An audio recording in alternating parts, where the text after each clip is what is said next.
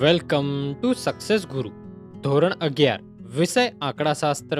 આજે આપણે જોશું સ્વાધ્યાય 3.1 નો પાંચમો દાખલો.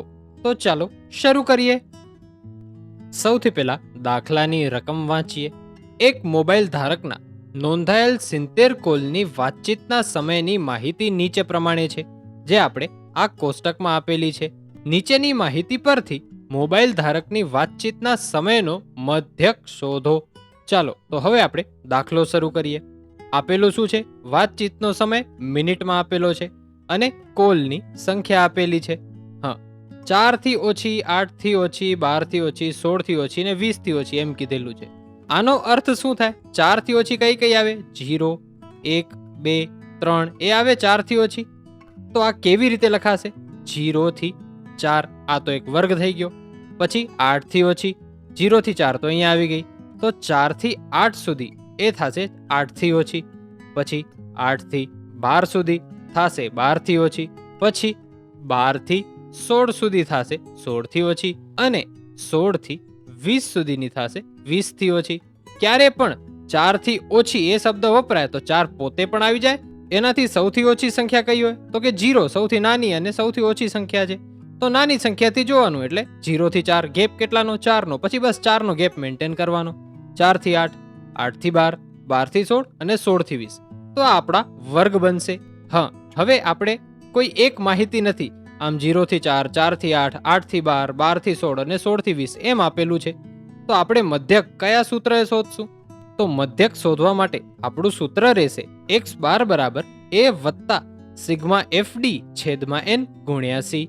તો હવે આપણે આ બધી વસ્તુ શોધવા માટે f મળવો જોઈએ, d મળવો જોઈએ, પછી n મળવો જોઈએ, પછી c આપણે જોઈએ, a આપણે જોઈએ. એ આપણે ધારવાનો રહેશે. c તો આપણે અહીંયા જ શોધી શકીએ છીએ. આ ગેપ કેટલો છે બધાનો? 0 થી 4, 4 નો, 4 થી 8. એટલે c તો આપણો થશે 4. અને n આપણે આપેલો છે 70, જે આપણે અહીંયા પણ આપેલો છે અને રકમમાં પણ કીધેલું છે. તો ચાલો હવે આપણે કોષ્ટક બનાવી અને બાકીની માહિતીઓ શોધીએ. અહીંયા જે મેં વ્હાઈટ અક્ષરે લખેલું છે એ આપણે કોલની સંખ્યા આપેલી છે. એ ડાયરેક્ટ f માં નહીં લખાય.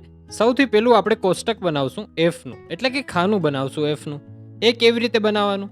તો સૌથી પહેલા તો 0 થી 4 માં જે પહેલી સંખ્યા છે એ જ લખી નાખવાની. એટલે કે આ 20 છે એને એમના એમ લખી નાખવાના. હા, હવે શું કરવાનું છે? આપણે n કેટલો આપેલો છે? 70 આપેલો છે. એટલે આપણે આ ટોટલ સંખ્યા આપેલી છે. તો મોટામાંથી નાની સંખ્યા બાદ કરી નાખવાની. 42 માંથી 20 બાદ કરવાના. તો કેટલા મળે? મળે 22. તો 4 થી 8 માં આવશે 22. પછી 57 માંથી 42 બાદ કરી નાખવાના. તો કેટલા મળશે? તો આપણે મળે છે 15. પછી 65 માંથી 57 બાદ કરી નાખવાના. તો આપણે મળે છે 8. અને 70 માંથી 65 બાદ કરીએ તો આપણે મળે છે 5. હા, હવે આપણે આનો સરવાળો કરીએ તો આપણે મળશે n. કેટલો મળશે? 70 મળશે. તો લખવાનું n બરાબર 70. એ આપણે પહેલેથી રકમમાં આપેલું હતું, અહીંયા પણ આપણે આપેલું હતું. અને આનો સરવાળો કરીએ તો પણ મળે છે 70. સૌથી પહેલા તો જે મેં લખેલું છે એ હટાવી લઉં. હા, અત્યાર સુધી આપણે f મળી ગયો છે. હવે d જોશે તો આપણે સિગ્મા fd એટલે f અને d નો ગુણાકાર કરીને સરવાળો કરશું તો આપણે સિગ્મા fd મળી જશે. તો d શોધવો પડશે. પણ d નું સૂત્ર શું છે? x ઓછા a છેદમાં c. આપણી પાસે c છે 4, પણ નથી x કે નથી a એ તો ધારી લેશું, પણ x તો શોધવો પડશે ને આપણે. તો d શોધવા પહેલા આપણે x શોધવો પડશે. તો સૌથી પહેલા આ ખાનું આપણે x માટે બનાવી લઈએ. તો સૌથી પહેલા તો લખવાનું x. હવે x એટલે શું? તો કે મધ્ય કિંમત. તો મધ્ય કિંમત કોની હોય? 0 થી 4 ની મધ્ય કિંમત. તો શું કરવાનું? 0 વત્તા 4 કરવાનું. કેટલા થાય? 4 ભાગ્યા 2 કરવાનું. તો કેટલા મળે? 2 મળે. તો લખવાનું x માં 0 થી 4 માં 2. પછી 4 વત્તા 8 ભાગ્યા 2 કરવાનું. તો કેટલા મળે? મળે 6. પછી 8 વત્તા 12 ભાગ્યા 2 કરવાનું. તો કેટલા મળે? મળે 10. પછી 12 વત્તા 16 ભાગ્યા 2 કરવાનું. તો કેટલા મળે? 14. પછી 16 વત્તા 20 ભાગ્યા 2 કરવાનું. તો કેટલા મળે? 18. આના સરવાળાની આપણે જરૂર નથી, તો ડેશ કરી દેવાનું. હવે આપણે d શોધી શકશું. સૌથી પહેલા તો d નું સૂત્ર લખવાનું. d બરાબર x ઓછા a છેદમાં c. આપણી પાસે x છે એ આપણે ધારવાનો છે. તો એ આપણે x માંથી કોઈ પણ સંખ્યા ધારી શકીએ. આપણે વચલી સંખ્યા ધારીએ તો ઈઝી રહે, તો આપણે એ બરાબર 10 ધારશું, તો અહીંયા આપણે એ લખી નાખવાનું. અને સી આપણી પાસે છે 4. કેવી રીતે ખબર પડી? 0 થી 4 અંતર કેટલું 4 નું, 4 થી 8 અંતર કેટલું 4 નું.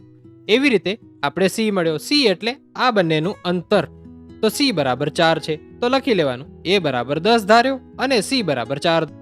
હા, તો હવે એક્સ આપણી પાસે છે 2.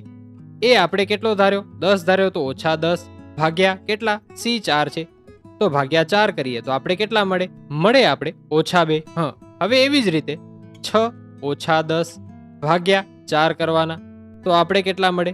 મળે ઓછા 1. તમારે પરીક્ષામાં આવી રીતે આ ખાનામાં જ નથી કરવાનું. આ તો હું ગણતરી તમે ઇઝીલી સમજી શકો એટલે હું અહીંયા દર્શાવું છું.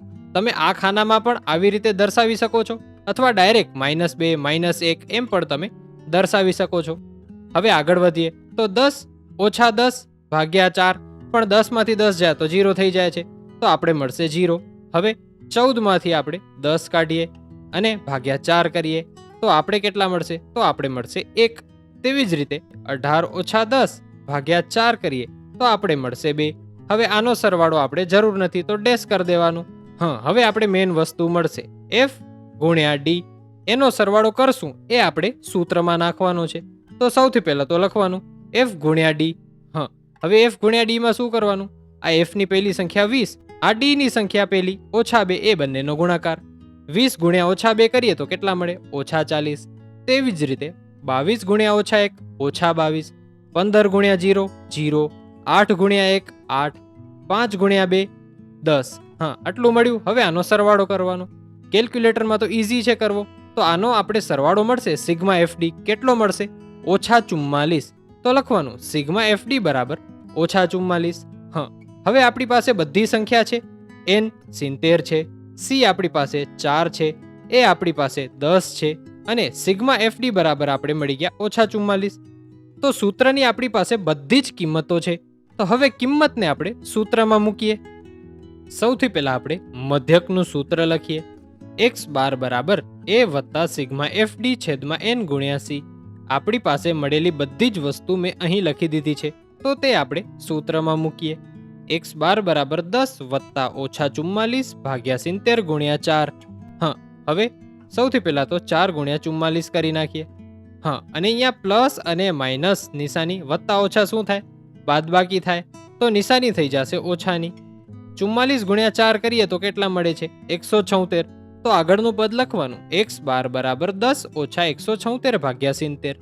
176 ભાગ્યા 70 કરીએ તો આપણે મળે છે 2.51. તો લખવાનું x બાર બરાબર 10 ઓછા 2.51. તો હવે આપણે 10 માંથી 2.51 બાદ કરીએ તો આપણે મળે છે 7.49. તો લખવાનું x બાર બરાબર 7.49. આ શું મળ્યું? આપણે x બાર બરાબર 7.49 મિનિટ મળી. તો લખવાનું x બાર બરાબર 7.49 મિનિટ.